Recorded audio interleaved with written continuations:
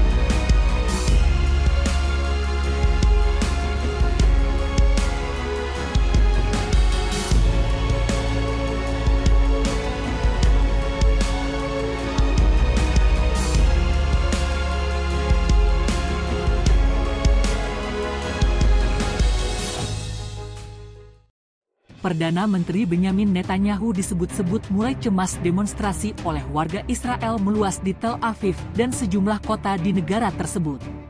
Sebanyak 700.000 warga Israel dilaporkan turun ke jalan melancarkan aksi protes terhadap pemerintah Netanyahu atas tewasnya 6 sandera Hamas di Gaza. CNN melaporkan bahwa salah satu pejabat Israel yang enggan diungkap identitasnya mengatakan bahwa Netanyahu semakin khawatir demo oleh ratusan ribu warga Israel meluas. Demonstrasi tersebut juga mendesak pemerintah Israel agar segera dilakukan negosiasi untuk mencapai kesepakatan dengan Hamas terkait pembebasan warga Israel yang menjadi sandera. Kemarahan warga semakin terpantik setelah militer Israel melaporkan telah menemukan 6 jenazah yang merupakan sandera Hamas di dalam terowongan Rafah, Gaza, pada Sabtu 31 Agustus waktu setempat. Ratusan ribu warga pun segera turun ke jalan untuk meluapkan kemarahan mereka terhadap Netanyahu yang dianggap gagal membebaskan sandera Hamas. Para warga Israel di Tel Aviv pun bakal segera menggelar mogok nasional sebagai bentuk protes terhadap pemerintahan Netanyahu atas tewasnya 6 sandera Hamas. Para pengunjuk rasa di seluruh Israel telah menyerukan pemogokan umum untuk memberikan tekanan kepada pemerintah agar memperoleh kesepakatan pembebasan sandera.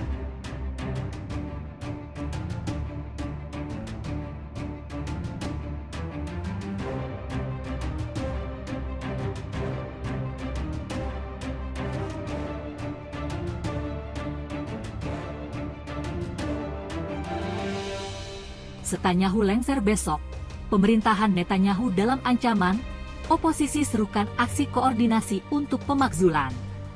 Tampak muak dengan pemerintahan Benyamin Netanyahu, Ketua Demokrat Yair Golan mengadakan pertemuan darurat bagi para pemimpin oposisi untuk membahas aksi pemakzulan PM Israel.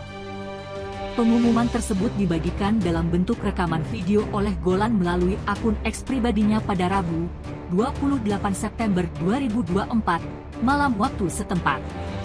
Hari ini, saya menghubungi semua teman saya di pihak oposisi dengan seruan yang jelas. Mari kita mulai jalan bersama, kata Golan, dikutip dari Anadolu Ajansi. Menurut Golan, kondisi Israel di bawah pemerintahan Netanyahu sangat memprihatinkan.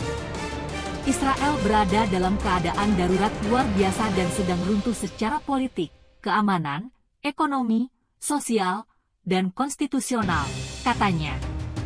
Dengan keadaan Israel sekarang, Golan menginginkan pemecatan Netanyahu segera. Semuanya berantakan di sekitar kita. Kita harus bekerja secara terkoordinasi, sistematis, dan konsisten, jelasnya. Tak hanya itu, Golan juga membahas terkait perundingan gencatan senjata yang hingga saat ini tidak ada kemajuan. Menurut Golan, apa yang dilakukan Netanyahu dalam berperang di Gaza tidak menghasilkan apapun. Justru semakin membuat ekonomi Israel semakin ambruk. Kita berada di tengah perang, dengan para sandera yang ditawan selama 328 hari, puluhan ribu orang mengungsi, ekonomi yang ambruk, dan perwira serta prajurit cadangan yang bertempur dalam waktu lama tanpa melihat cahaya di ujung terowongan, kata Golan kepada para pemimpin partai oposisi. Selain itu, Golan juga mengaku muak dengan keputusan yang dibuat sepihak oleh Netanyahu. Hal tersebut membuat warga Israel tidak lagi menaruh kepercayaan kepada pemerintahan Netanyahu. Kurangnya kepercayaan publik terhadap pemerintah dan keputusan yang dibuat semata-mata berdasarkan pertimbangan politik memaksa kita semua untuk bangkit dan menghadapi tantangan, tegasnya. Mengetahui seruan Golan untuk partai oposisi, Yair Lapid yang merupakan pemimpin oposisi Israel berjanji akan bekerja sama untuk meruntuhkan pemerintahan Netanyahu. Lapid menilai bahwa apa yang dilakukan Netanyahu terhadap Israel adalah sebuah bencana. Kami akan terus bekerja dengan semua bagian oposisi, di depan dan di belakang layar, sampai pemerintah bencana yang menghancurkan negara ini digulingkan, tegasnya. Netanyahu hanya memberikan harapan palsu. Sebuah surat kabar di Israel, Haaretz mengungkapkan bahwa selama ini Netanyahu hanya memberikan harapan palsu bagi warga Israel. Oleh karena itu, media tersebut dengan tegas meminta agar Netanyahu tidak boleh dibiarkan memberikan harapan palsu terutama terkait pembebasan sandera. Netanyahu tidak boleh dibiarkan membuat publik sibuk dengan harapan palsu tentang kembalinya para sandera, tulis media Haaretz, dikutip dari Anadolu Ajansi. Menurut Haaretz, apa yang dilakukan Netanyahu membuka jalan menuju kekacauan.